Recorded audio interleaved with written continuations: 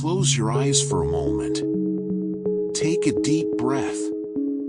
Now imagine yourself drifting into that mysterious realm we visit every single night.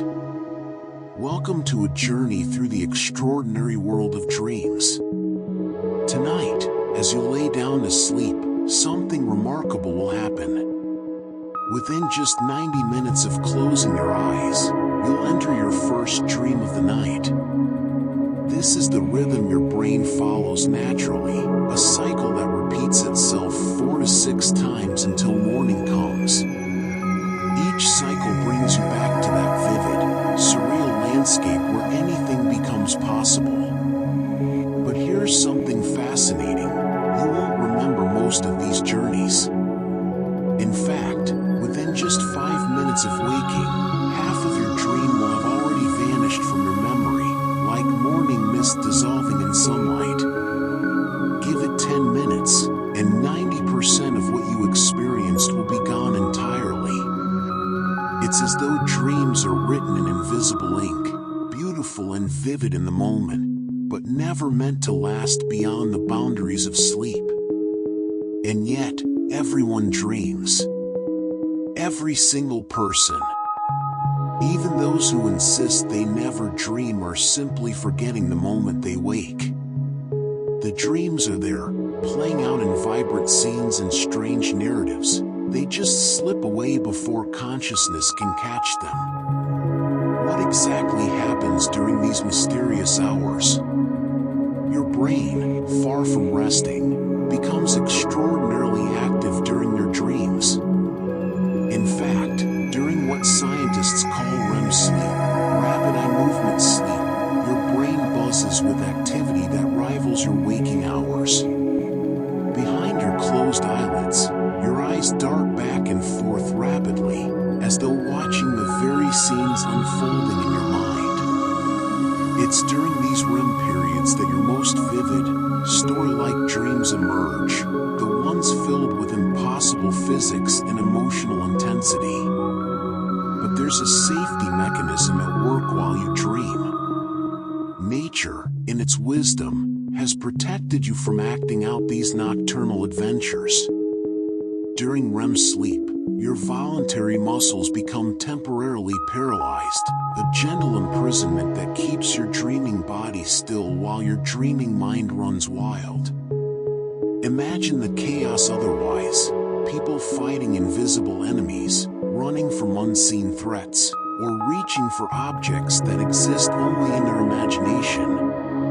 This paralysis is your body's way of keeping you safe, ensuring you remain peacefully in bed while your consciousness explores impossible worlds.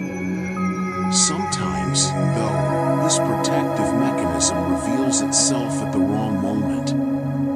Have you ever woken suddenly to find yourself unable to move, unable to speak, aware but trapped? This unsettling experience is called sleep paralysis, and it occurs when your mind wakes before your body does. For a few seconds or even minutes, that REM paralysis lingers, leaving you conscious but frozen. Ancient cultures had their own explanations for this phenomenon: demons sitting on chests, witches casting spells.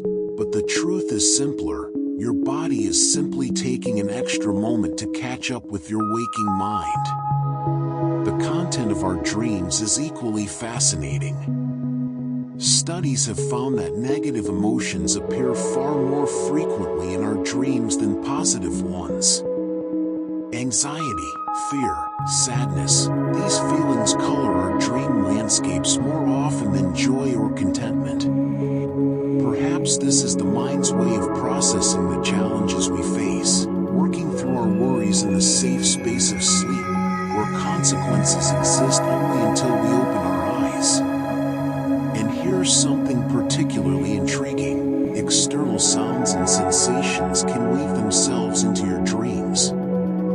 That alarm clock becomes a ringing telephone in your dream. The sound of rain transforms into a waterfall or ocean waves. Your sleeping mind is remarkably creative, constantly incorporating the real world into its fictional narratives, blurring actually happening in what you're imagining. As we journey deeper into the world of dreams, we'll discover even more remarkable truths about these nightly adventures. For now, simply remember, every night, whether you recall it or not, you're traveling to a place where the impossible becomes real, where time moves differently, and where your mind reveals secrets even you didn't know you were keeping. Now let's venture into something truly extraordinary about the dreaming experience. While you dream, time itself seems to bend and stretch in impossible ways. You might feel as though you've spent hours wandering through a dream landscape, living through entire adventures, complex conversations, and elaborate scenarios. Yet when you wake and check the clock, you discover that only minutes have passed. This strange distortion of time is one of the dream world's most curious qualities. Your sleeping mind compresses experiences, speeds through events, and creates the sensation of duration that doesn't match the ticking of the real-world clock beside your bed. And speaking of that real world, have you ever wondered what happens to your senses while you dream? Here's something remarkable. Most people dream primarily in visual images. We see our dreams. They unfold before us like movies, filled with colors, faces, and landscapes. But there's an interesting exception to this rule. People who were born blind, who have never seen the visual world, experience dreams rich with sound, touch, smell, and emotion. Their dreams are no less vivid, no less real, they're simply constructed from the senses they know. It's a beautiful reminder that dreams adapt to our individual experience of reality, painting their stories with whatever palette we possess. The colors in your dreams, if you do see them, carry their own fascinating story. Most people dream in full, vibrant color, painting their nocturnal adventures in the complete spectrum of human vision. However, a small percentage of people, roughly 12%, dream entirely in black and white, experiencing their dreams like old films. Interestingly, this phenomenon is more common among older generations who grew up watching black and white television, suggesting that the media we consume might actually influence the visual quality of our dreams. The mind, it seems, borrows from what we see when we're awake to create what we see when we're asleep. But dreams are more than just random images strung together. They often tell stories, however strange and disjointed those stories might be. And within these stories, we encounter faces. Lots of faces. Here's something that might surprise you. Every single person you see in your dreams is someone you've encountered in waking life. Your brain cannot invent a completely new face from nothing. That stranger walking past you in a dream, that mysterious figure at the edge of your vision, there's someone you've seen before, even if only in passing. Maybe it was someone in a crowded store, a face on a train, a person in the background of a photograph. Your mind has filed away thousands upon thousands of faces throughout your life, and dreams draw from this vast library, casting these half-remembered people in new roles in your nightly narratives. Time to talk about one of the most puzzling aspects of dreaming, nightmares. We've all had them, those dreams that leave us gasping awake, hearts pounding, relief flooding through us as we realize it wasn't real. Nightmares are surprisingly common. Most adults experience at least one nightmare per month, while children tend to have them even more frequently. But what purpose could these distressing dreams possibly serve? Researchers believe nightmares might actually be the mind's way of rehearsing responses to threats. In the safe environment of sleep, where no real danger exists, we practice facing our fears, confronting dangers, and working through anxiety. It's like a fire drill for the psyche, uncomfortable, but potentially useful. There's a specific type of nightmare that deserves special mention, the recurring dream. These are the dreams that come back again and again, playing out the same scenario or theme with slight variations each time. Perhaps you're repeatedly back in school taking a test you haven't studied for, or you're being chased by something you can never quite see, or you're trying to call for help but no sound comes from your mouth. Recurring dreams often reflect unresolved stress, anxiety, or emotional concerns in your waking life. They're your subconscious mind's way of saying, pay attention, there's something here that needs to be addressed. Once the underlying issue is resolved, these persistent dreams often fade away, their message finally delivered and understood. Now here's a remarkable ability that some people develop, the power to become aware they're dreaming while still inside the dream itself. This phenomenon is called lucid dreaming, and it's like waking up without actually waking up. In a lucid dream, you suddenly realize, this is a dream. I'm dreaming right now. And with that realization comes an extraordinary freedom. Some lucid dreamers can control what happens next, choosing to fly, to visit impossible places, to do things that gravity and physics would never allow in the waking world. About half of all people will experience at least one lucid dream in their lifetime, while some dedicated practitioners learn techniques to induce lucid dreams regularly, transforming their nights into conscious adventures. The science behind why we dream at all remains one of the great mysteries of human consciousness. Despite decades of research, we still don't have a definitive answer to that simple question, why do we dream? But we do have compelling theories. One prominent idea suggests that dreams serve as a kind of overnight therapy session, helping us process emotions and experiences from our waking hours. Another theory proposes that dreams help consolidate memories, sorting through the day's information, deciding what to keep and what to discard, strengthening important neural connections while we sleep. Perhaps dreams serve multiple purposes simultaneously: emotional processing, memory consolidation, threat simulation, and creative problem solving, all woven together in those strange nightly narratives. As we continue this journey through the landscape of dreams, we're beginning to see a picture emerge. Dreams are not merely random noise generated by a sleeping brain. They're complex, purposeful experiences that connect deeply to who we are, what we fear, what we remember, and how we make sense of the world. Every night, as you drift into sleep, you're not simply resting. You're embarking on an adventure that's uniquely yours, one that's been shaped by every face you've ever seen, every emotion you've ever felt, and every challenge you've ever faced. Facts covered: minutes 10 to 20, 8 total 10. Time feels distorted in dreams, hours can pass in minutes, 11. Most people dream primarily in visual images, 12. People born blind dream with other senses: sound, touch, smell, emotion, 13. 12% of people dream in black and white, 14. Every face in dreams belongs to someone you've seen in real life, 15. Most adults experience at least one nightmare per month, 16. Recurring dreams often reflect unresolved stress or concerns, 17. About 50% of people will experience at least one lucid dream in their lifetime. Let's explore another curious aspect of the dreaming mind: the way it handles reading and time-telling. Have you ever tried to read something in a dream? A book, a sign, a text message? If you have, you might have noticed something strange. The words don't quite stay still. They shift and change when you look away and look back. The same goes for clocks and watches. In dreams, it's nearly impossible to read text clearly or to tell the time with any consistency. This happens because the parts of your brain responsible for processing written language and tracking time simply aren't as active during dreaming.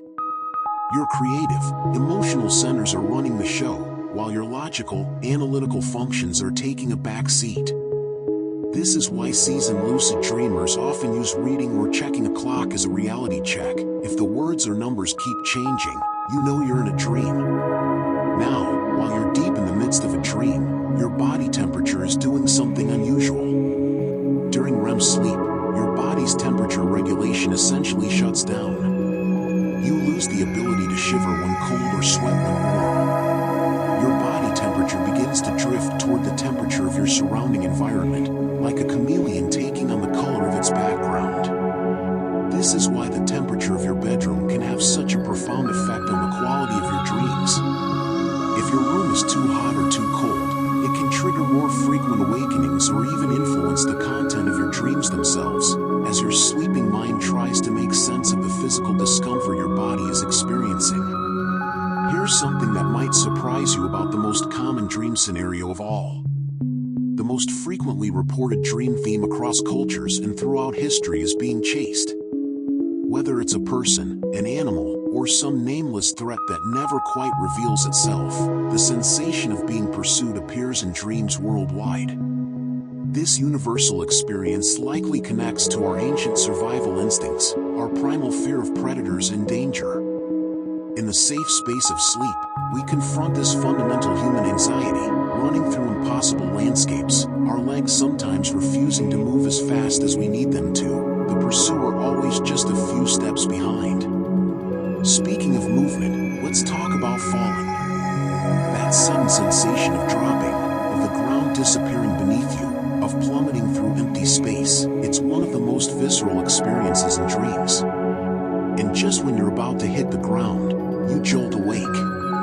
There's an old myth that says if you hit the ground in a fallen dream, you'll die in real life. But this is nothing more than a legend, impossible to verify precisely because those who hit the ground in their dreams simply wake up, very much alive. These fallen sensations often occur during the transition from wakefulness to sleep and are called hypnic jerks.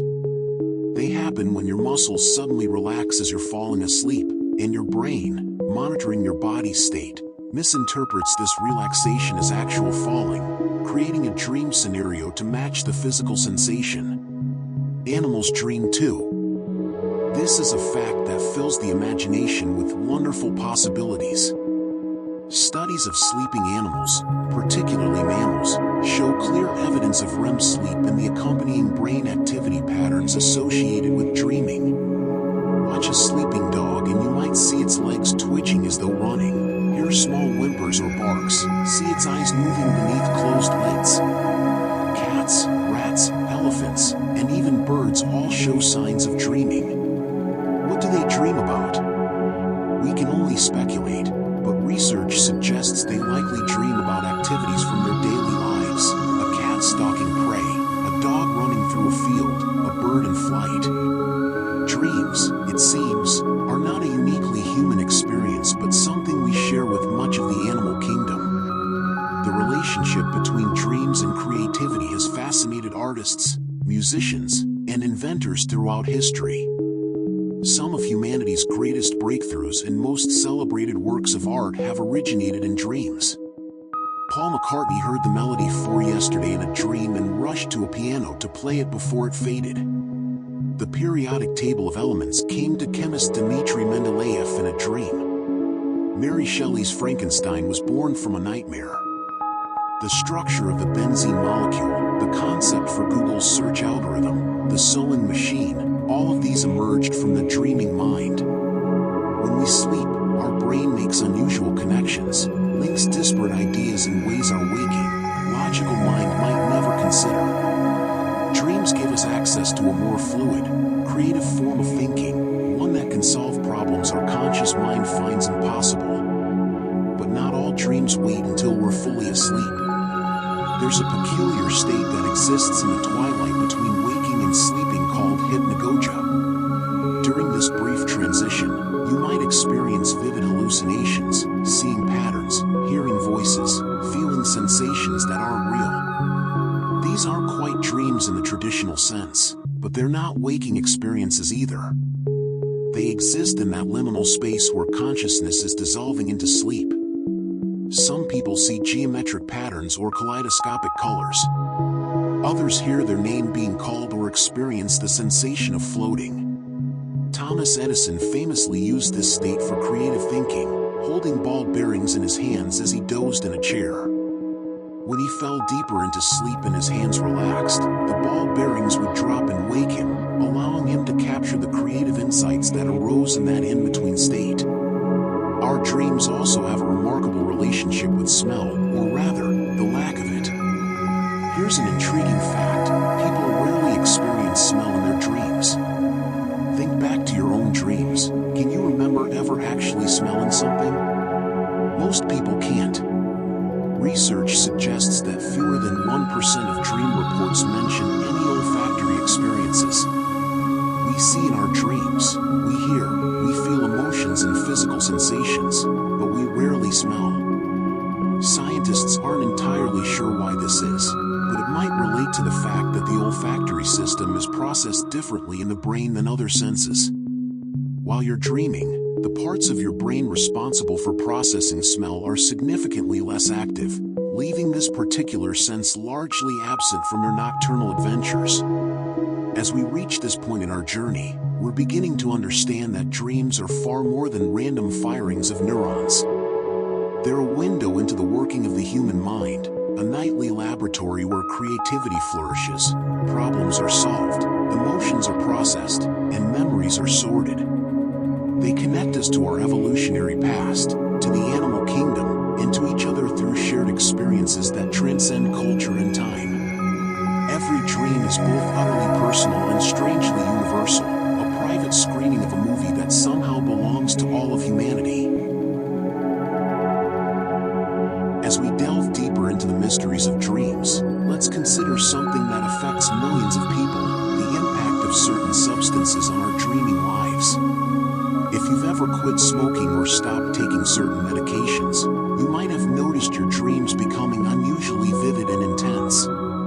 This phenomenon is so common it has a name, REM rebound. Here's what happens. Substances like nicotine, alcohol, and certain antidepressants actually suppress REM sleep when you use them regularly. Your brain still needs that REM sleep, but it's being chemically blocked. When you stop using these substances, your brain essentially goes into REM overdrive, making up for lost time. The dreams that follow can be incredibly vivid, emotional, and memorable, sometimes wonderfully so, sometimes distressingly so. It's your brain catching up on all the dreaming it's been prevented from doing. Gender also plays an interesting role in the landscape of dreams. Men and women tend to dream somewhat differently, and these differences reveal themselves in subtle but consistent patterns. Men are more likely to dream about other men. Roughly 70% of the characters in men's dreams are male. They also tend to have more aggressive dreams, more physical confrontations, more scenarios involving competition and conflict. Women, on the other hand, dream about men and women in roughly equal proportions. Their dreams tend to involve more communication, more emotional interactions, and more indoor settings.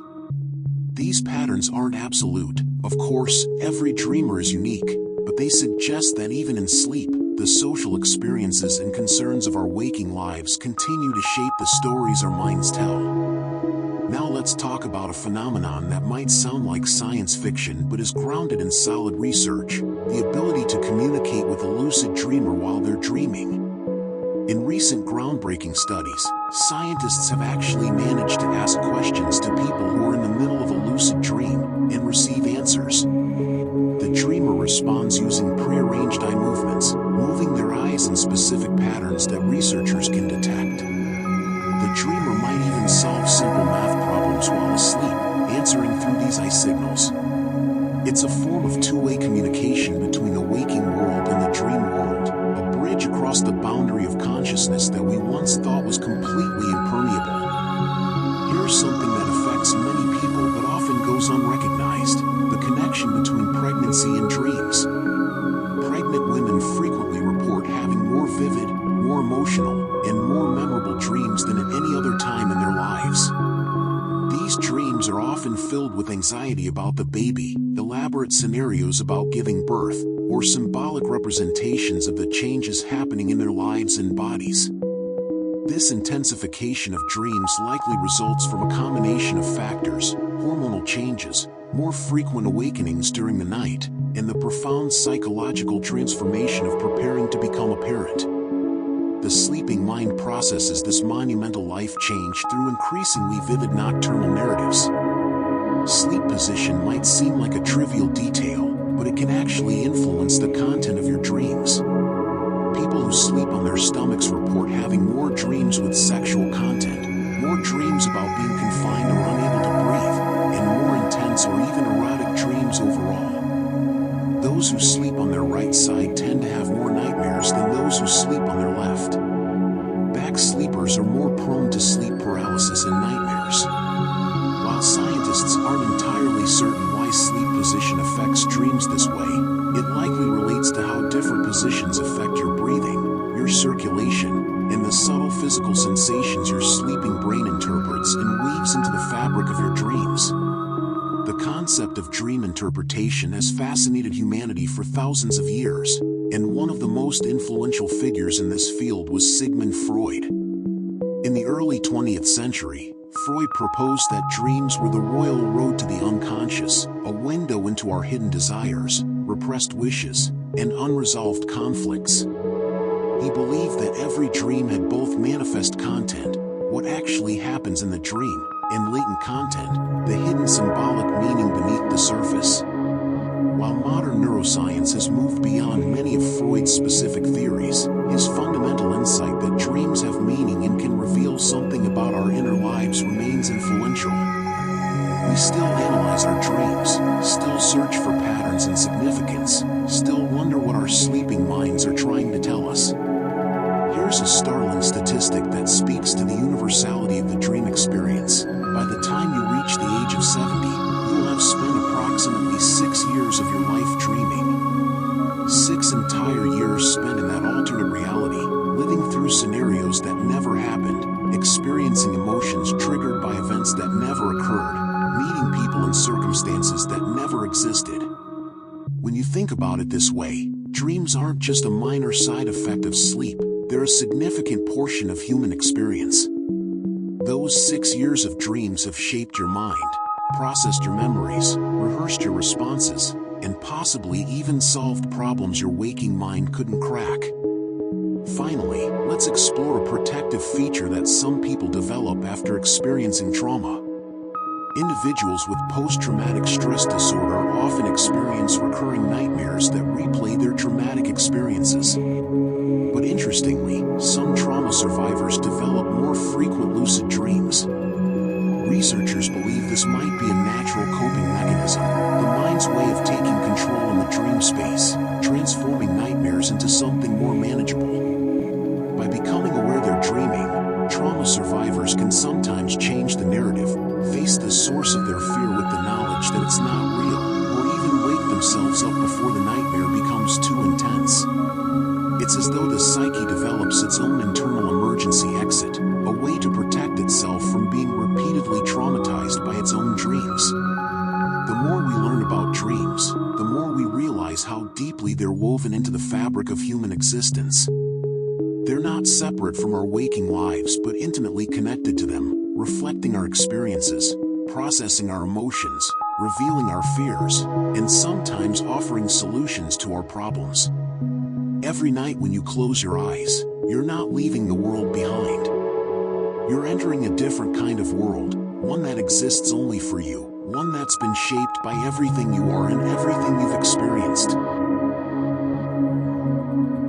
Let's venture into the realm of the truly unusual, the phenomenon of precognitive dreams, or dreams that seem to predict the future.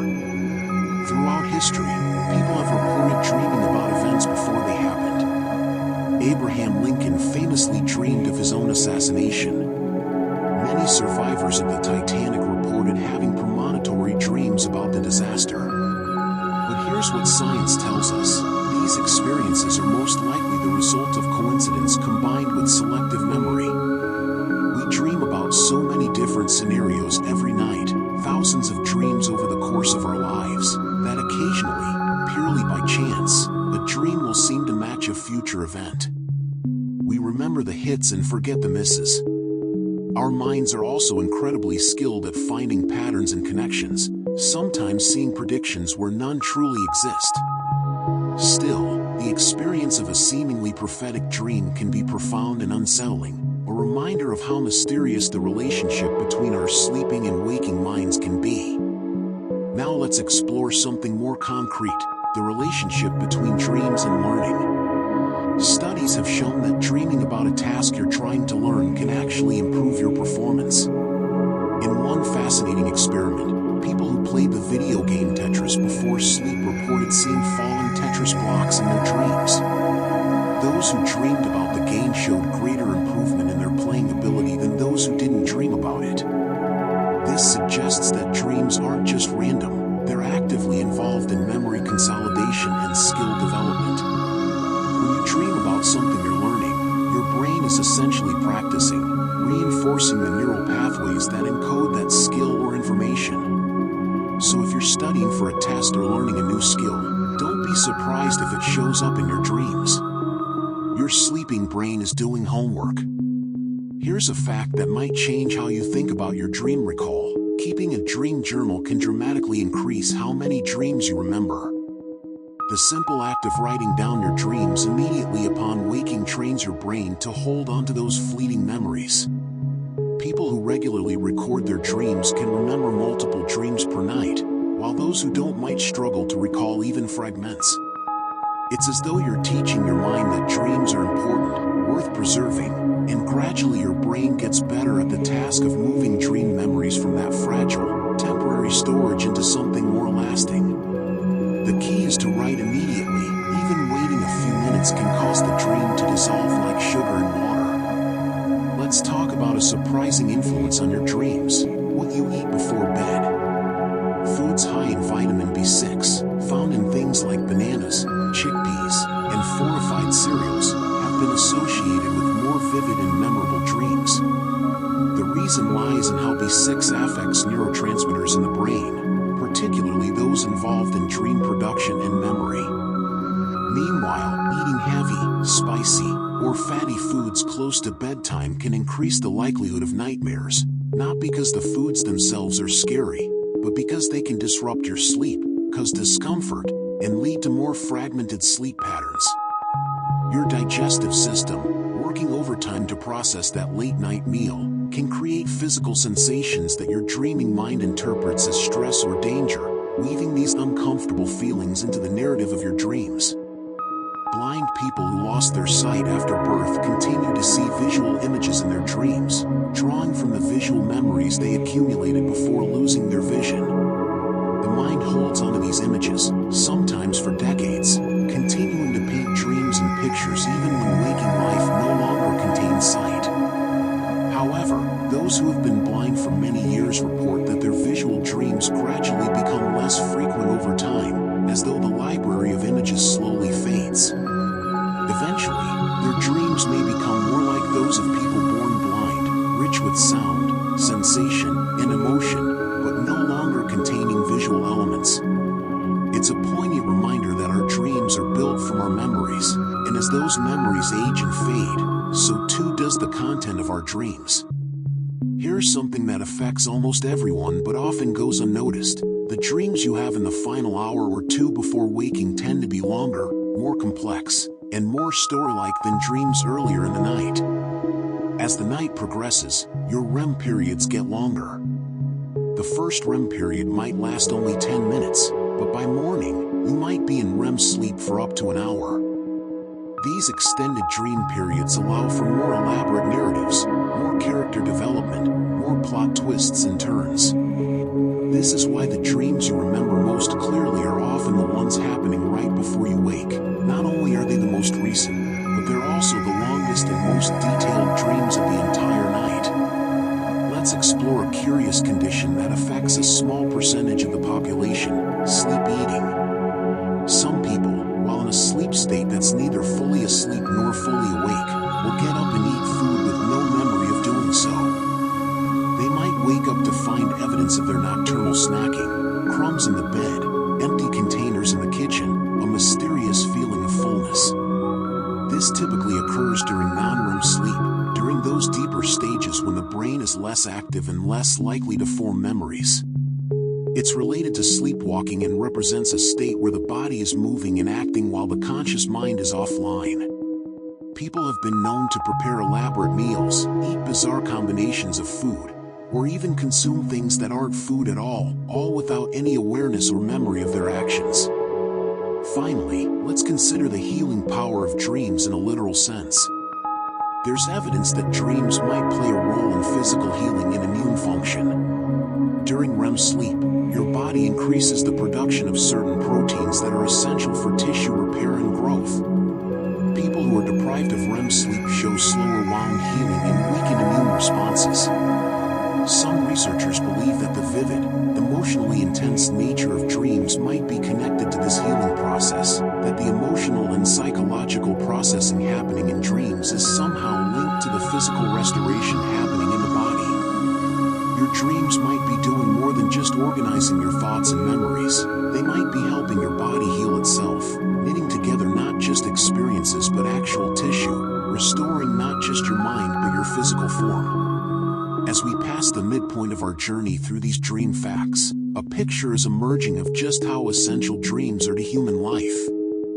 They're not a luxury or an evolutionary accident. They're deeply woven into the fabric of who we are, affecting our learning, our memory, our emotional health, our creativity, and even our physical healing. Every night, whether you remember it or not, you're engaging in this essential process, this strange and beautiful journey into a world that exists nowhere but in your own mind. There's a curious phenomenon that happens to many people during times of intense focus or stress. They begin to dream in the language of their preoccupation. Students studying a foreign language intensively often report that they start dreaming in that new language. Computer programmers working long hours sometimes dream in code, seeing lines of programming language scrolling through their sleep. Chess players dream of moving pieces across boards. Surgeons dream of performing procedures. This phenomenon reveals something profound about how dreams work. They're not separate from our waking lives but deeply intertwined with them. Whatever occupies your waking thoughts, whatever skills you're developing, whatever challenges you're facing, all of it seeps into the dream world. Your mind continues working on these problems, practicing these skills, even while you sleep. Let's explore the dreams of children, which differ in fascinating ways from adult dreams. Young children, particularly those under the age of 7 or 8, tend to have simpler, more static dreams. Their dreams often lack the complex narratives and active participation that characterize adult dreams. A young child might dream of simply watching animals or seeing family members, but not necessarily interacting with them or moving through elaborate scenarios. As children develop and their cognitive abilities mature, their dreams become more sophisticated, more interactive, more story-like. By the time they reach adolescence, their dreams have become as complex as those of adults. This progression mirrors the development of their waking cognitive abilities. Dreams, it seems, grow up alongside the dreamer. Here's something that might surprise you about the consistency of dreaming across your lifetime. The percentage of your sleep time spent in REM sleep remains relatively stable throughout adulthood. However, babies spend an astonishing 50% of their sleep time in REM, compared to the 20 to 25% that adults experience. This massive amount of REM sleep in infancy is thought to be crucial for brain development. All that neural activity, all that intense brain stimulation happening during REM sleep, helps build the connections and pathways that will shape the child's growing mind. In a sense, babies are dreaming themselves into consciousness, using sleep to literally construct their brains. Now let's venture into the strange territory of false awakenings. Imagine this: you wake up, get out of bed, perhaps brush your teeth or make breakfast, go about your morning routine, and then you actually wake up, only to realize that first awakening was itself a dream. This experience, called a false awakening, can be deeply disorienting. Some people experience multiple false awakenings in succession, waking up several times within the dream before finally waking up for real. It's like a nest of Russian dolls, each awakening contained within another dream. False awakenings often occur during periods of stress or when your sleep schedule is disrupted. They reveal just how convincing dreams can be, how seamlessly they can mimic the texture and detail of waking life. The temperature of your brain changes during different sleep stages, and this has a direct effect on your dreams. During REM sleep, certain parts of your brain actually become warmer than they are during waking hours. The prefrontal cortex, responsible for logical thinking and decision-making, cools down slightly, while the emotional centers of the brain heat up with activity. This shift in brain temperature and activity explains why dreams often feel so emotionally intense but logically absurd. Your emotional brain is running hot, creating feelings and reactions, while your logical brain has taken a step back, no longer questioning why you can suddenly fly or why your childhood home has rooms that never existed. The balance of power in your brain has shifted, and with it, the rules of reality. Here's a fact that speaks to the social nature of dreaming. We often dream about the people we interact with most frequently in our waking lives. Your family members, close friends, colleagues, these are the characters most likely to appear in your dreams. But the relationship isn't always straightforward. Sometimes people we haven't thought about in years suddenly appear in our dreams, often triggered by some subtle reminder during the day that we weren't consciously aware of. You might smell a particular perfume that unconsciously reminds you of an old friend, and that night, that friend appears in your dream. Dreams pull from a vast database of memories, some recent and obvious, others buried so deep you'd forgotten they were there. Let's talk about a particularly vivid type of dream that can feel more real than reality itself, the epic dream. Most dreams last only a few minutes, even though they might feel longer. But occasionally, perhaps once or twice a year for most people, you'll experience what researchers call an epic dream, a dream that feels like it lasts for hours or even days, with intricate plots, detailed environments, and emotional arcs that rival any novel or film. These dreams are often so vivid and memorable that people can recall them in detail years or even decades later. They tend to occur during extended REM periods in the early morning hours, when your brain has the time and the neurological resources to construct these elaborate narratives. Epic dreams often occur during times of significant life transition, moving to a new place, ending or beginning a relationship, facing major decisions. They're your mind's way of working through complex emotions and changes, giving itself the space and time to process what's happening in your life. Finally, let's explore the phenomenon of shared dreaming, or the belief that two people can enter the same dream space together. While this makes for compelling fiction and has been a feature of mythology and spirituality across cultures, there's no scientific evidence that true shared dreaming is possible. However, there is something real and fascinating happening when people report shared dreams. Sometimes, two people who are very close, partners who have been together for years, twins, parent and child, will have remarkably similar dreams on the same night. They might dream about similar settings, similar events, or similar emotional experiences. This likely happens because they share so many waking experiences, concerns, and conversations. They've talked about similar things before bed, worried about similar problems, been exposed to similar stimuli throughout the day. Their minds, working independently through the night, sometimes arrive at similar dream narratives. It's not telepathy or mystical connection, it's the natural result of two lives deeply intertwined, two minds processing a shared reality. We've now crossed the halfway point in our journey through the world of dreams.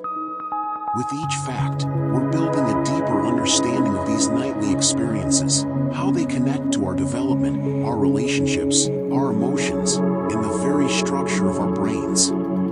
Dreams are beginning to reveal themselves not as random chaos but as an essential, organized, meaningful part of being human. Let's explore one of the most counterintuitive facts about dreams. People who are deaf communicate in their dreams just as they do in waking life. Those who use sign language will see themselves and others signing in their dreams. The visual spatial nature of sign language translates seamlessly into the dream world, where communication flows through gestures and facial expressions rather than spoken words. For deaf individuals who were born deaf or became deaf early in life, their dreams are often completely silent, no background noise, no ambient sound, just the visual richness of sign conversation and the world around them. It's a beautiful reminder that dreams adapt perfectly to however we experience the world, constructing themselves from whatever sensory information we use to navigate our waking lives. Now let's consider something that happens to almost everyone but is rarely discussed: the sensation of being touched in a dream. These tactile dreams can feel remarkably real: a hand on your shoulder, the texture of fabric, the warmth of sunlight on your skin, even pain. Your brain is incredibly skilled at generating these sensations entirely from memory and imagination, without any actual physical stimulus. Sometimes these sensations are so convincing that they blur the line between dreaming and waking. You might dream of someone shaking you awake, feel it completely, only to realize upon actual waking that you were alone the entire time. This ability to create physical sensation from nothing is one of the most impressive feats your dreaming brain performs. Here's a fascinating connection between dreams and mental health. People with depression often experience different dream patterns than those without depression. They tend to enter REM sleep more quickly after falling asleep, sometimes within 45 minutes instead of the typical 90. Their REM sleep is also more intense, with more rapid eye movements and more vivid dreams. However, despite dreaming more intensely, people with depression often report that their dreams are less positive, more negative in emotional tone, and sometimes more distressing. It's as though the depression that affects their waking hours follows them into sleep, coloring their dream world with the same shadows. Understanding these patterns has helped researchers and clinicians better understand both depression and the function of dreams and emotional regulation. Let's talk about a phenomenon that affects shift workers, frequent travelers, and anyone who has struggled with jet lag: how disrupted sleep schedules affect dreaming. When your circadian rhythm is thrown off, when you're sleeping at unusual times or your sleep is fragmented, your REM sleep suffers. You might get less of it, or it might be distributed oddly throughout your sleep period. This disruption doesn't just make you tired, it affects your ability to process emotions and consolidate memories. People with chronically disrupted sleep schedules often report more difficulty regulating their emotions, more trouble learning new information, and sometimes more vivid or disturbing dreams when they do finally get extended sleep. Your dreams need regularity, a predictable rhythm, to do their work properly. Here's something that might change how you think about nightmares. They're actually more common in people with higher intelligence and more creative minds. Studies have found correlations between creativity, imagination, and the frequency of nightmares. This makes a certain kind of sense: the same vivid imagination that allows someone to create art, solve problems in innovative ways, or envision possibilities others can't see, also has the capacity to generate more elaborate and frightening dream scenarios. A creative mind doesn't stop being creative just because it's asleep. It continues to generate, to imagine, to construct narratives, and sometimes those narratives take a dark turn. So if you experience frequent nightmares, it might be a sign that your imaginative capacities are working overtime, even in sleep. Now let's explore something called dream incubation, an ancient practice that's receiving renewed attention from modern researchers. Dream incubation is the practice of intentionally trying to dream about a specific topic or question. Before sleep, you focus your thoughts on what you want to dream about, perhaps visualizing it, writing it down, or repeating it to yourself. Ancient cultures used this technique to seek guidance or solutions to problems. Modern studies have shown that it actually works, to some degree. People who practice dream incubation are more likely to dream about their chosen topic, and sometimes they wake with insights or solutions they didn't have before sleep. Your dreaming mind is responsive to suggestion, open to direction, willing to focus on whatever puzzle you present to it before closing your eyes.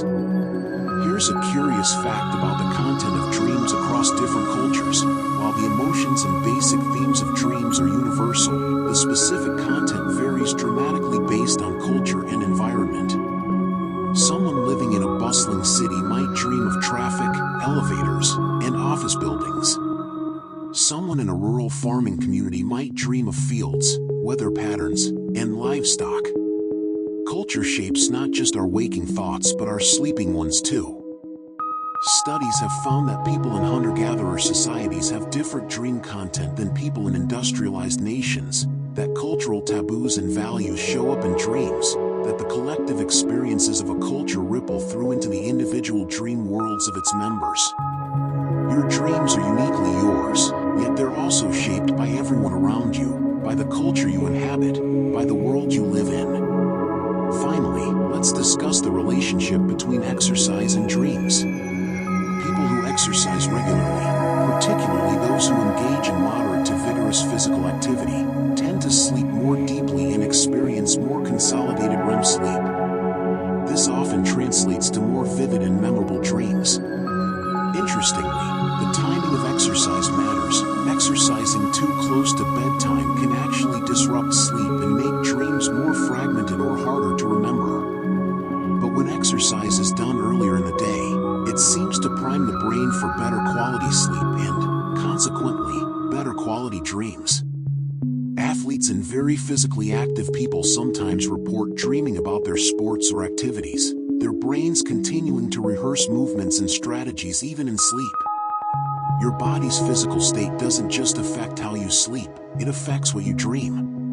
As we move into the final stretch of our journey, we're seeing how deeply interconnected dreams are with every aspect of human life, our communication, our mental health, our creativity, our culture, our physical bodies.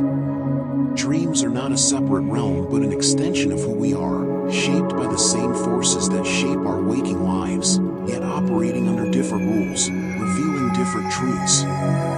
Let's delve into something that sounds like it belongs in a science fiction story but is absolutely real, the phenomenon of exploding head syndrome. Despite its alarming name, this condition is harmless, though it can be quite startling. People with exploding head syndrome experience sudden, loud noises in their head as they're falling asleep or waking up, a bang, a crash, a cymbal clash, sometimes even the sensation of an explosion or a flash of light. There's no pain, no actual sound in the external world, just this intense auditory hallucination at the threshold of sleep. It's thought to occur when parts of the brain that should shut down gradually as you fall asleep instead shut down all at once, creating a kind of neural misfire that the mind interprets as a loud noise. While it can be frightening the first time it happens, it's entirely benign, just another strange quirk of the transitioning brain.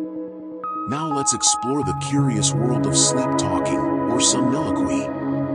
Roughly 5% of adults talk in their sleep regularly, though the actual percentage who do it occasionally is much higher. Sleep talking can happen during any stage of sleep, though the content differs depending on when it occurs. During deeper sleep, sleep talking tends to be mumbled, incoherent, or limited to sounds and simple words. But during REM sleep, when you're actively dreaming, sleep talking can be surprisingly clear and conversational, as though you're speaking lines from the dream you're experiencing. People have been known to carry on entire conversations, argue with dream characters, or narrate the events unfolding in their dreams. Interestingly, what you say in your sleep doesn't necessarily reflect your true thoughts or feelings. It's dream content, governed by the strange logic and loose associations of the sleeping mind. Here's something that affects millions but is often misunderstood: the relationship between nightmares and anxiety disorders. People with anxiety disorders experience nightmares far more frequently than the general population. But the relationship goes both ways. Not only does anxiety cause more nightmares, but frequent nightmares can actually worsen anxiety, creating a cycle that's difficult to break. The content of these nightmares often mirrors the specific anxieties the person faces in waking life. Someone with social anxiety might dream repeatedly of humiliation or rejection. Someone with generalized anxiety might have dreams filled with vague but overwhelming threats. Treatment for anxiety disorders often includes addressing nightmares directly, teaching techniques to reduce their frequency or change their content, because healing the dream life can help heal the waking mind. Let's talk about something remarkable: the phenomenon of problem-solving in dreams. Throughout history, people have reported solving complex problems during sleep. The chemist August Kekulé discovered the ring structure of benzene after dreaming of a snake biting its own tail.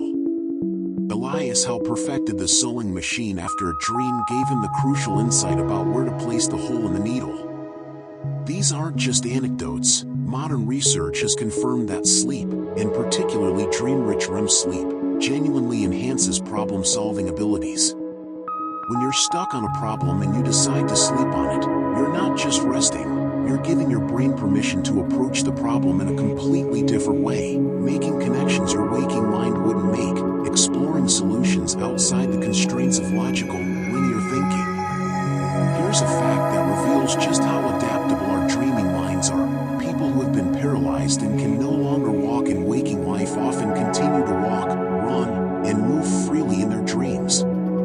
The dream doesn't necessarily update to reflect the current physical reality. Instead, it draws from the deep well of motor memories, the years of experience the body had before the injury. Over time, some paralyzed individuals report that their dreams gradually shift, that they begin to dream of themselves in wheelchairs or with their current mobility limitations. But many continue to dream of movement long after that movement has become impossible in waking life. It's both beautiful and poignant, the mind preserving a sense of physical freedom that the body can no longer experience. Now let's explore the fascinating phenomenon of dream emotions that don't match the dream content. Have you ever had a dream where objectively terrible things were happening? Perhaps you were in danger, or witnessing something disturbing, but you felt calm, even happy? Or conversely, dreaming of a pleasant scene while feeling inexplicably anxious or sad? This disconnect happens because emotions and dreams are generated independently from the narrative content. The emotional centers of your brain are active in creating feelings based on your current psychological state, your stress levels, your unresolved concerns. Meanwhile, the storytelling parts of your brain are constructing narratives from random memories and associations. Sometimes these two processes align perfectly, creating a dream where the emotion matches the content. But other times they diverge, resulting in these strange experiences where what you feel and what you see don't quite match up. Here's something that affects women throughout their lives. Dreams change across the menstrual cycle. During the first half of the cycle, before ovulation, women tend to have more positive dreams, more dreams with male characters, and sometimes more overtly sexual dreams. After ovulation, particularly in the days before menstruation, dreams tend to become more negative, more emotionally intense, and sometimes more disturbing. These changes correlate with hormonal fluctuations. Estrogen and progesterone don't just affect mood and physical sensations during waking hours, they influence the emotional tone and content of dreams as well. Women who track their dreams alongside their cycles often notice these patterns, seeing their dream life ebb and flow in rhythm with their hormones. Finally, let's consider the dreams of astronauts in space. Multiple astronauts have reported that their dreams change dramatically during space missions. Some report dreaming that they're still on Earth, perhaps a form of homesickness playing out in sleep. Others have vivid dreams of floating and flying, their sleeping minds trying to process the strange experience of weightlessness. Interestingly, some astronauts report that they initially dream of being in normal gravity, but gradually, over the course of a mission, their dreams adapt to zero gravity. Even more fascinating, astronauts who have spent extended time in space sometimes return to Earth and temporarily dream of floating even while back in normal gravity, their brains taking time to readjust to the rules of terrestrial life. It's a powerful demonstration of how dreams reflect our physical environment and how our sleeping minds work to make sense of whatever reality we find ourselves in. We're entering the home stretch now, with just a few more segments to go. Each fact we've explored has revealed another layer of this intricate relationship between our sleeping and waking selves, showing us that dreams are not just random static but a meaningful, adaptive, essential part of the human experience. Let's explore something that many people experience but few understand, the phenomenon of recurring nightmares that suddenly stop. You might have the same frightening dream over and over for months or even years, and then one night, something changes. chasing you. Perhaps you find a door that was never there before. Perhaps you simply wake up and the nightmare never returns. Psychologists believe these moments often represent a breakthrough in processing whatever psychological issue the nightmare was reflecting. It's as though your subconscious has been working on a problem, turning it over night after night, and finally arrives at some form of resolution. The nightmare stops not because the dream changed, but because you changed. Whatever was unresolved has found some measure of peace, and your sleeping mind no longer needs to revisit it. Now let's venture into the world of lucid dreaming techniques. While some people naturally experience lucid dreams, others can train themselves to achieve this state through specific practices. One of the most effective methods is called reality testing, regularly checking throughout the day whether you're dreaming or awake. You might look at your hands, try to push your finger through your palm, or read text twice to see if it changes. When this habit becomes ingrained, you'll eventually perform these checks in a dream, realize you're dreaming, and become lucid. Another technique involves waking yourself after about 5 hours of sleep, staying awake for a short period, then going back to sleep while focusing on the intention to become lucid. These methods work because they build a bridge between your conscious intentions and your unconscious dreaming mind, teaching you to carry awareness across the threshold of sleep. Here's a fascinating fact about dream content. Strangers in dreams almost never speak directly to you.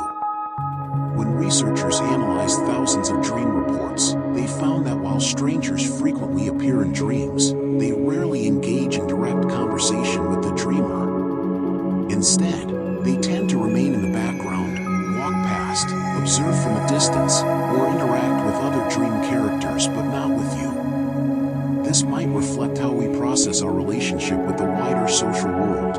We move through crowds of people daily, most of whom remain anonymous and non-interactive.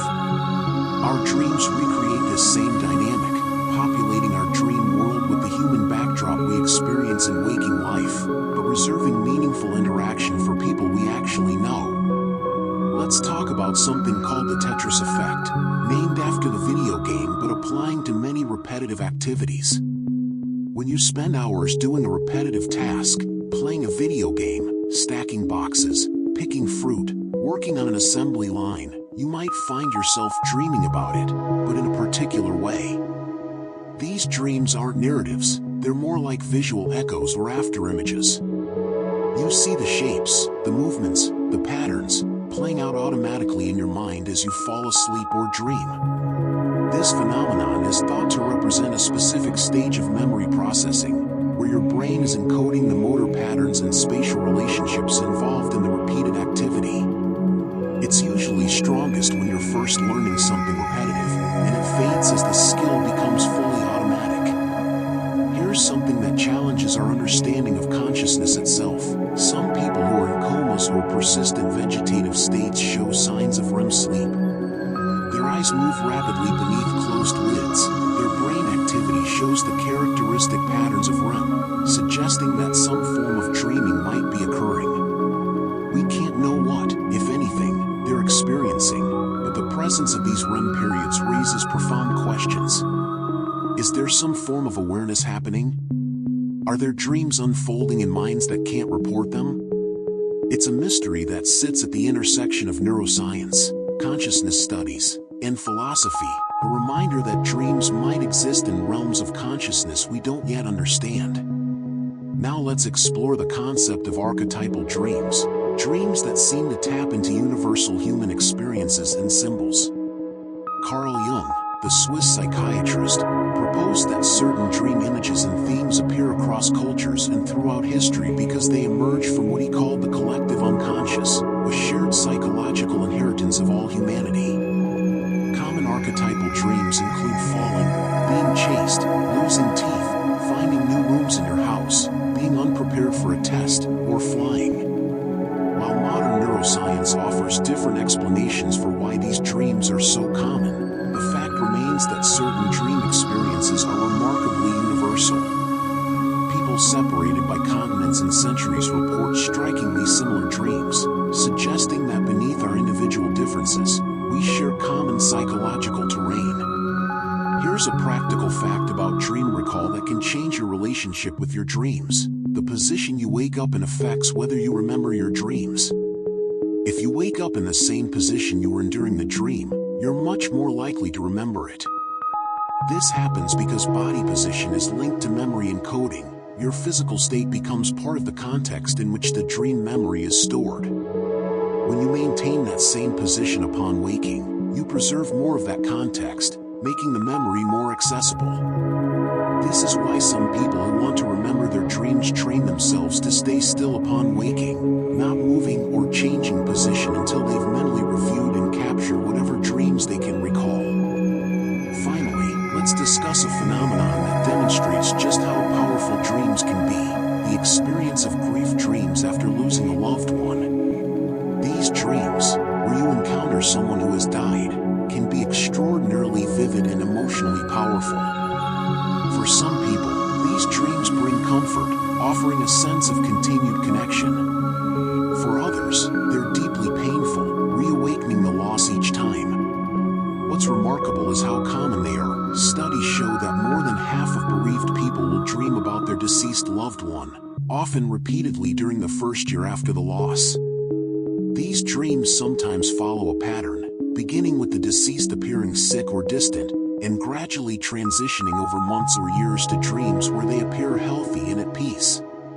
Many psychologists believe these dreams play an important role in the grieving process, allowing us to maintain psychological connection while gradually accepting the reality of loss. As we approach the final segment of our journey, we've traveled deep into the landscape of human dreaming. We've seen how dreams connect to every aspect of our lives: our fears and hopes, our relationships and solitude, our conscious goals and unconscious processes. Dreams are not separate from life but woven through it, informing how we think, feel, remember, and heal. Let's explore something that affects a significant portion of the population: the relationship between medications and dreams. Certain medications can dramatically alter your dream life. Antidepressants, particularly SSRIs, often increase dream vividness and can make dreams more bizarre or emotionally intense. Beta blockers, commonly prescribed for high blood pressure and heart conditions, can trigger nightmares in some people. Melatonin supplements, while helping you fall asleep, often lead to unusually vivid and sometimes strange dreams. Even common antihistamines can affect dream content and intensity. If you've ever started a new medication and suddenly found your dreams becoming more vivid or disturbing, you're experiencing a real pharmacological effect. These medications alter neurotransmitter levels in the brain, and since those same neurotransmitters are involved in dream generation, changing their balance inevitably changes the dreams themselves. Now let's venture into a territory that sounds impossible but is scientifically documented: the ability to learn physical skills through lucid dreaming. When lucid dreamers practice physical activities in their dreams, throwing a basketball, playing piano, performing martial arts movements, they show actual improvement in those skills when they wake up. Brain imaging studies reveal why this works. When you vividly imagine or dream about performing a physical action, many of the same brain regions activate as when you actually perform that action. The motor cortex fires, the cerebellum engages, the neural pathways involved in the movement are rehearsed and strengthened. Your body isn't moving, but your brain doesn't entirely know the difference. Athletes have begun exploring lucid dreaming as a training tool, using their sleep time to practice without the risk of physical injury or fatigue. Here's something that reveals the deep connection between sleep and mental processing: the eye movements during REM sleep aren't random. Research has shown that the direction and pattern of your eye movements during dreams often correspond to where you're looking in the dream itself. If you dream of watching a tennis match, your eyes move back and forth. If you dream of climbing stairs, your eyes tend to move upward. It's as though you're actually watching the dream unfold on some internal screen, and your eyes are tracking the action. This suggests that dreams aren't just abstract neural activity, they're experienced as genuine perception, complete with the same visual scanning and attention we use in waking life. Let's talk about something called dream lag. When researchers give people unusual or emotionally significant experiences, showing them disturbing films, teaching them new video games, or exposing them to novel environments, these experiences don't usually appear in dreams that same night. Instead, they tend to show up in dreams 5 to 7 days later. This delay, known as the dream lag effect, suggests that dreams aren't simply replaying recent experiences. Instead, they're integrating new information with older memories, creating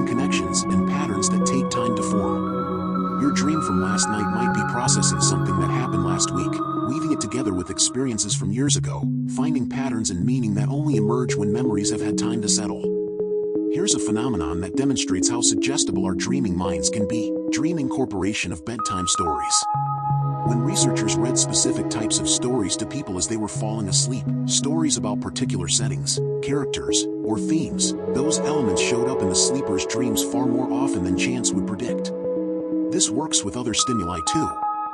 Playing certain sounds, exposing people to specific scents, or even having them view particular images right before sleep can all influence dream content. It's as though the dreaming mind is especially receptive to whatever impressions are fresh at the threshold of sleep, incorporating them into the night's narratives. This is why what you do, think about, or consume in the hour before bed can have a disproportionate effect on what you dream about. Now let's explore something that connects dreams to physical health in an unexpected way. People with certain chronic pain conditions report that their pain often decreases or disappears entirely in dreams.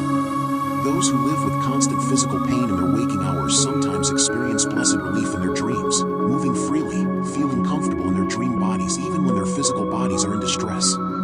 This isn't universal. Some people with chronic pain do experience it in dreams, but the frequency with which pain vanishes in dreams suggests that the dreaming brain often doesn't include chronic physical sensations in its simulation of reality.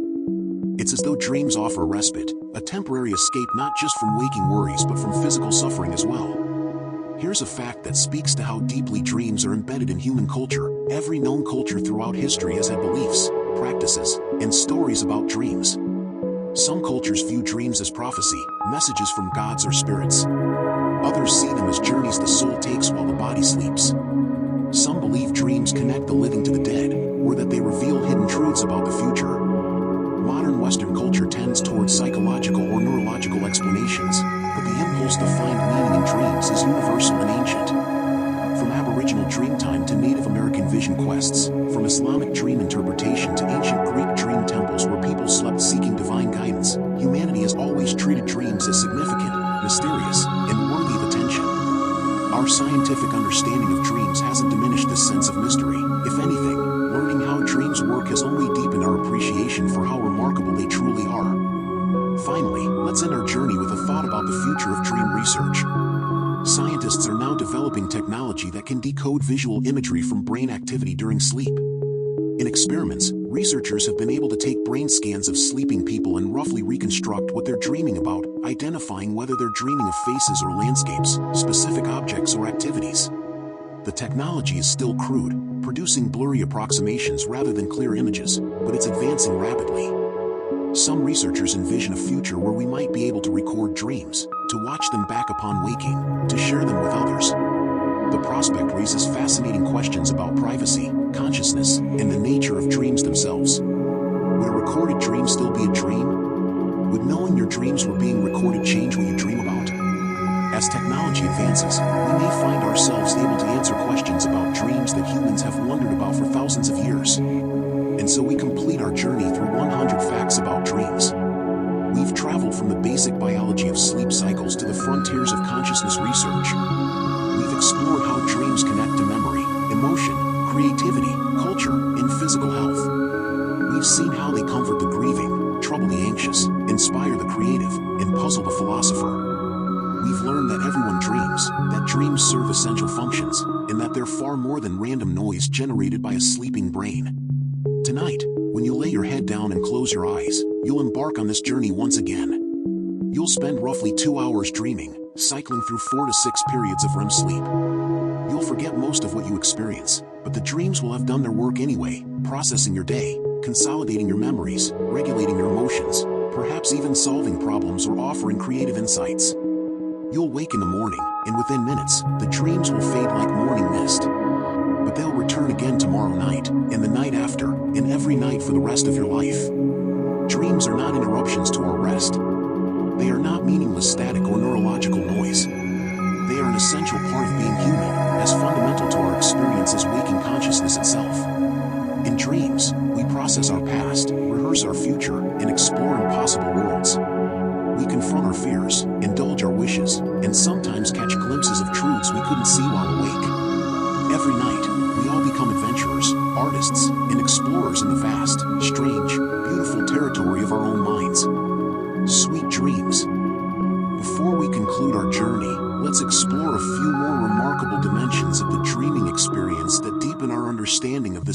phenomenon. There's a curious condition that affects some people as they age, the gradual fading of dream recall.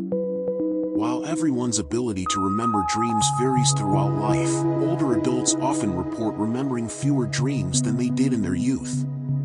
This isn't because they're dreaming less. Sleep studies confirm that elderly people still experience regular REM sleep and dreaming. Rather, it seems to be a change in how efficiently dreams are transferred from that fragile sleep memory into recallable waking memory. The dreams are still there, still being experienced, but they slip away more quickly upon waking. Interestingly, older adults who maintain practices like dream journaling or who pay attention to their dreams can preserve much better recall, suggesting that the decline isn't inevitable but rather reflects decreased attention to the dream life. Let's talk about something that might surprise you: the role of dreams in relationship bonding. Studies have found that people in romantic relationships frequently dream about their partners, and the nature of these dreams can actually reflect the health of the relationship. Happy couples tend to have more positive dreams about each other, while couples experiencing conflict often have dreams where their partner appears distant, angry, or threatening. Even more fascinating, sharing dreams with your partner, talking about what you dreamed, listening to their dreams, treating these nocturnal experiences as meaningful, has been correlated with greater relationship satisfaction and intimacy. Dreams become another avenue of communication, another way of understanding each other's inner worlds. Here's something that reveals the plasticity of the dreaming mind. People who learn to live without one of their senses often develop enhanced dreaming in their other senses.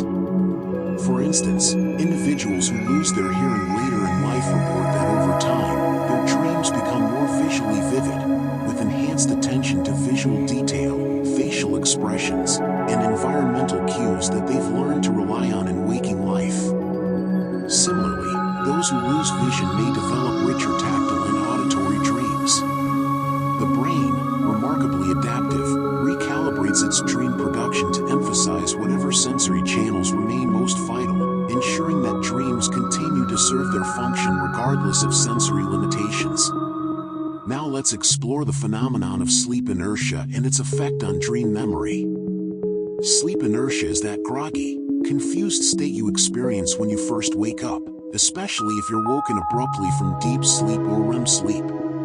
During this period, which can last anywhere from a few minutes to half an hour, your cognitive abilities are impaired, you're slower to think, make more mistakes, and have difficulty with complex tasks. This state also wreaks havoc on dream recall. If you wake up with significant sleep inertia, especially if an alarm jolts you awake, you're far less likely to remember your dreams. The abrupt transition from dreaming to waking doesn't give your brain the gentle space it needs to transfer dream memories into conscious recall. This is why people who wake naturally, without alarms, and who allow themselves a slow, gradual transition to full wakefulness, tend to remember more of their dreams. Here's a fascinating fact about dreaming and language. Bilingual and multilingual people sometimes switch languages within a single dream, just as they might in waking life. But the patterns of which language appears in dreams often reflect emotional associations rather than simple frequency of use. A person might speak one language at work daily but dream primarily in their childhood language, because that's the language connected to their deepest memories and strongest emotions. Some bilingual individuals report that the language their dream characters speak can indicate how they feel about those people: native language for intimates, second language for more distant relationships. Dreams, it seems, choose language based on emotional truth rather than practical habit. Let's discuss something called dream claustrophobia, not the experience of feeling trapped in a dream, but rather the phenomenon where your dreams begin to feel repetitive and confined. Some people notice that their dreams seem to revisit the same locations repeatedly, the same house that isn't quite their real house, the same school hallways, the same anonymous city streets. These recurring dream settings often remain remarkably consistent over years or even decades. Psychologists believe these may represent a kind of dream architecture that your mind has constructed, a set of default locations that serve as stages for your dream narratives. dream spaces, while others feel confined by them. Interestingly, major life changes, travel to new places, or deliberate efforts to expand your waking experiences can sometimes introduce new locations into your dream repertoire, expanding the geography of your inner world. Here's something that connects dreams to our evolutionary past. Many of the threats we face in nightmares, being chased by predators, falling from heights, drowning, being attacked, correspond to dangers that were very real for our ancestors but are relatively rare in modern life. This has led some evolutionary psychologists to propose that nightmares serve as a kind of threat simulation, allowing our brains to practice responding to dangers that were once life or death matters. The fact that we still dream about saber-toothed tigers and falling from cliffs, even though we're far more likely to be harmed by car accidents or chronic disease, suggests that our dream machinery is still running ancient programming. These ancestral fears persist in our dreams, echoes of challenges our species faced for hundreds of thousands of years. Finally, let's explore the relationship between dreams and daydreams. While we tend to think of these as completely different experiences, one happening during sleep, the other during waking hours, they're actually more similar than you might think. Both involve the brain's default mode network, the same neural circuits that activate when your mind wanders. Both involve constructing imaginary scenarios, both can be emotionally vivid, and both often incorporate elements from memory mixed with imagination. The main difference is the level of consciousness and control. Daydreams happen while you're awake and can be directed, while night dreams happen in a state of reduced consciousness and feel less controllable. But they exist on a spectrum of imaginative mental activity, different points along the same continuum of the wandering mind. Some researchers believe that studying daydreams might help us understand night dreams, and vice versa, because they're both windows into how the brain creates experiential narratives when it's not focused on the immediate external world. As we near the end of our exploration, let's uncover a few final mysteries of the dreaming mind that bring our understanding full circle. There's a remarkable phenomenon that occurs in some people who experience migraines. They can sometimes predict an oncoming migraine through their dreams. In the nights or even weeks before a migraine strikes, these individuals report having dreams with specific characteristics, often involving bright, flashing lights, geometric patterns, distorted perspectives, or a sense of overwhelming sensory intensity. These dream experiences may actually be reflecting the early neurological changes that precede the migraine itself, changes happening in the brain before any waking symptoms appear. The dreaming mind, ever sensitive to the body's internal state, picks up on these subtle shifts and translates them into visual and sensory experiences within the dream. It's a powerful example of how dreams can serve as an early warning system, alerting us to physical changes we're not yet consciously aware of. Let's talk about something that sounds paradoxical: dreamless sleep.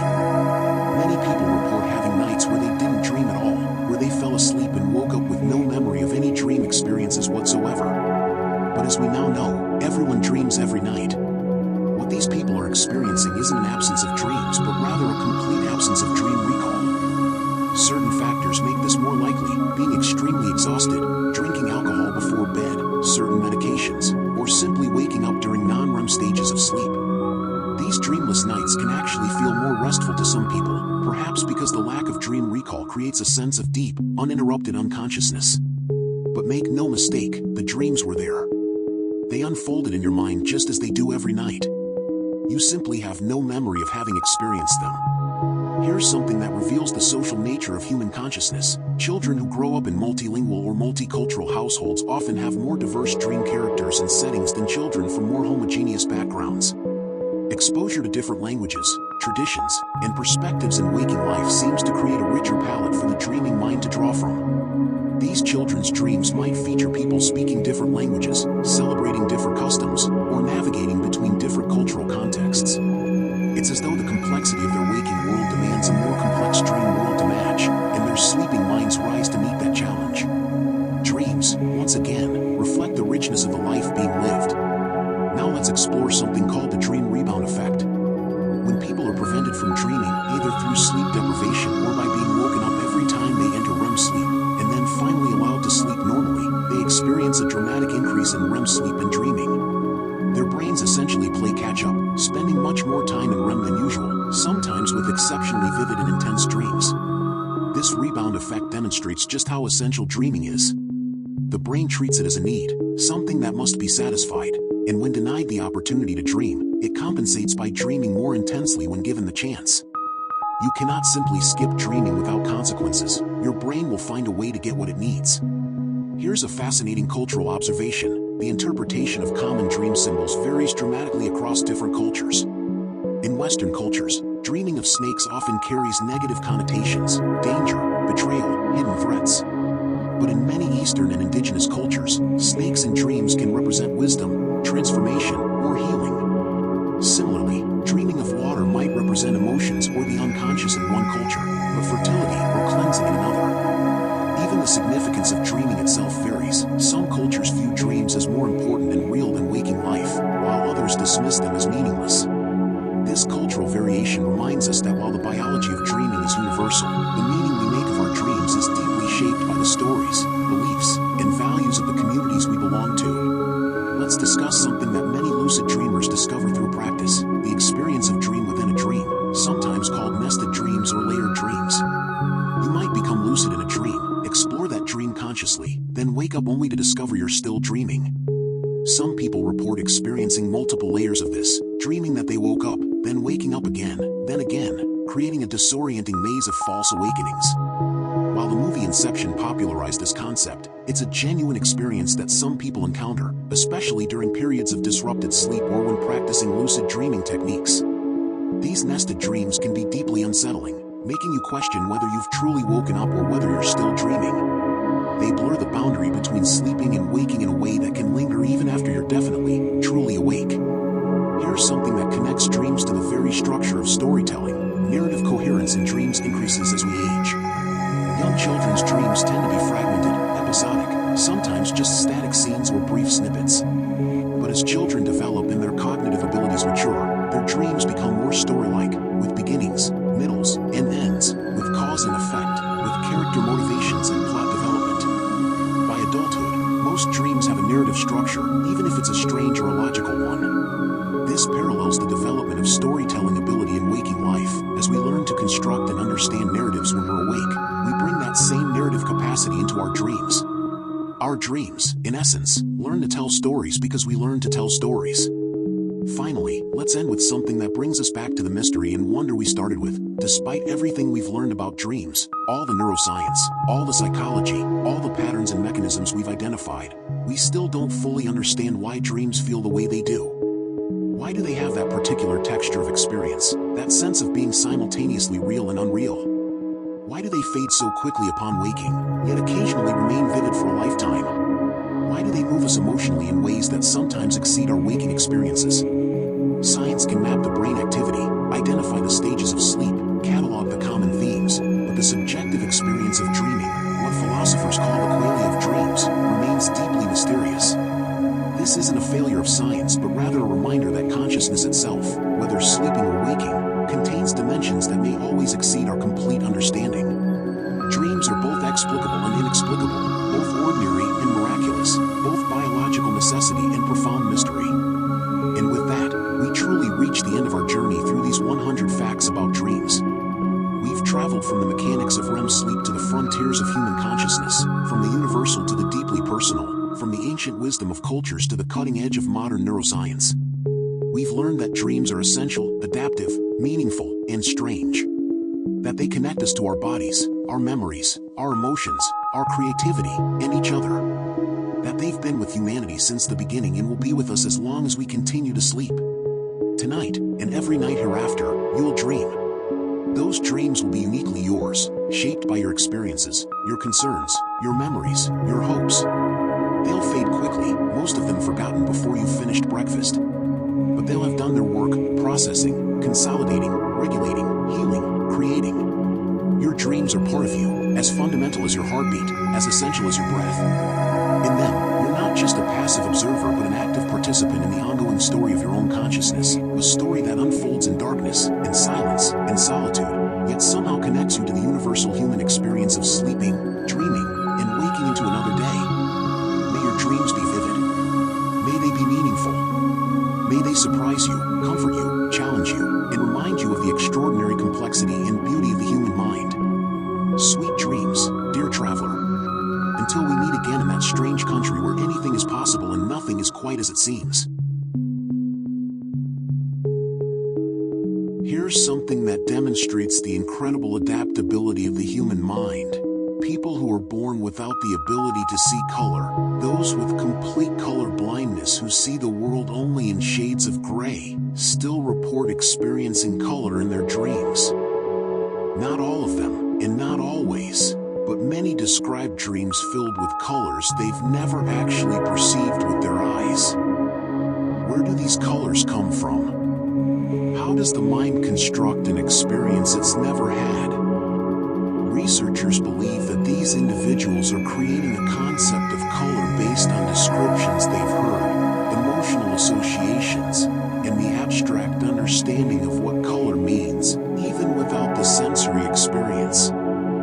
Their dreaming minds generate colors from imagination alone, painting experiences that have no basis in their visual reality. It's a testament to the creative power of dreams. They can show us things we've never seen, give us experiences we've never had, and transcend the limitations of our waking senses. Now let's explore something that connects dreams to the future in a very practical way: the phenomenon of dream engineering or dream design. Scientists and researchers are now working on methods to intentionally shape dream content for therapeutic purposes. They're exploring techniques like targeted memory reactivation. They're investigating how virtual reality experiences before sleep might influence dream environments. The goal isn't just curiosity, it's to help people suffering from PTSD, anxiety disorders, or depression by actively reshaping their dream experiences to be less distressing and more healing. Imagine a future where nightmare therapy doesn't just help you cope with bad dreams but actually prevents them from occurring in the first place, or transforms them into something manageable. This isn't science fiction, it's the frontier of sleep research happening right now, suggesting that we might soon have more control over our dreams than ever before in human history. And finally, our 100th fact, the one that perhaps matters most: dreams are fundamentally irreplaceable. You cannot skip them without losing something essential. People who are chronically deprived of REM sleep don't just feel tired, they experience cognitive decline, emotional instability, difficulty learning, weakened immune systems, and even hallucinations while awake. The longest recorded time someone has gone without sleep is 11 days, and by the end, the person was experiencing severe cognitive and perceptual distortions. But even people who sleep but are specifically prevented from entering REM sleep show similar symptoms after just a few days. This tells us something profound: dreams are not optional. They're not a luxury your brain indulges in when it has spare time. They're a fundamental requirement for human health and functioning, as necessary as food, as essential as water. Your brain needs to dream the way your body needs to breathe. Without dreams, you literally cannot maintain your sanity, your health, or your humanity.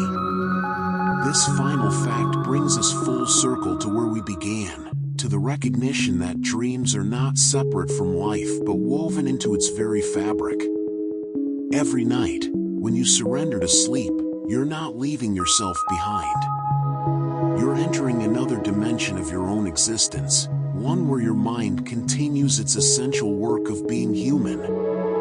Processing, healing, creating, remembering, forgetting, preparing, rehearsing, and simply experiencing the strange beauty of consciousness freed from the constraints of waking reality. We've traveled together through 100 facts, 100 windows into the world of dreams. We've learned that dreams are biological and psychological, ancient and modern, universal and deeply personal.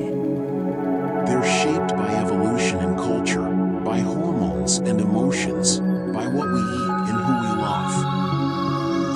face our fears, explore our desires, solve our problems, and sometimes just wander through impossible landscapes that exist nowhere but in our own minds. Every person who has ever lived has dreamed. Every night, across the entire world, billions of people are dreaming right now, each in their own private universe, each experiencing their own unique vision of reality untethered from the physical world. In dreams, we're all artists, all storytellers, all architects of impossible worlds. We're all, in our own way, exploring what it means to be conscious, to be alive, to be human. The next time you dream, remember this journey we've taken together. Remember that your dream, however strange or mundane it might seem, is part of something vast and essential. It's your brain doing what it's been designed to do over millions of years of evolution. It's your mind processing your unique life in its own unique way. It's you, continuing to exist even in sleep, continuing to experience, continuing to be. Dreams remind us that consciousness is stranger and more wonderful than we often appreciate in our daily lives. They show us that reality is more fluid, more creative, more mysterious than it appears when we're awake. They prove that we carry entire worlds inside us, worlds we visit every single night, worlds that disappear with the morning light but will return again when darkness falls. So tonight, when you lay your head upon your pillow and feel yourself drifting towards sleep, know that you're about to embark on a journey. You're about to enter a realm that belongs entirely to you, where the impossible becomes possible, where time moves differently, where you might fly or fall, encounter strangers or old friends, visit places that never existed or relive moments long past. You're about to dream. And in that dreaming, you're doing something profoundly important. You're being human in one of the most essential ways possible. You're allowing your mind to roam free, to make connections, to process emotions, to heal wounds both physical and psychological. You're participating in an experience that connects you to every person who has ever lived and every person who ever will live. Dreams are a gift we give ourselves every night, a journey we take, a story we tell, a world we create and then abandon, only to create anew the following night. They're proof that we're more than just our waking selves, that consciousness has depths and dimensions we've only begun to explore.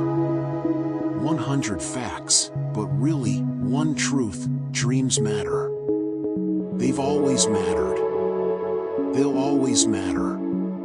And tonight, whether you remember them or not, you'll dream again. And that's exactly as it should be. Rest well, dream deeply, and wake gently. The journey continues, every single night, for as long as you live. Good night.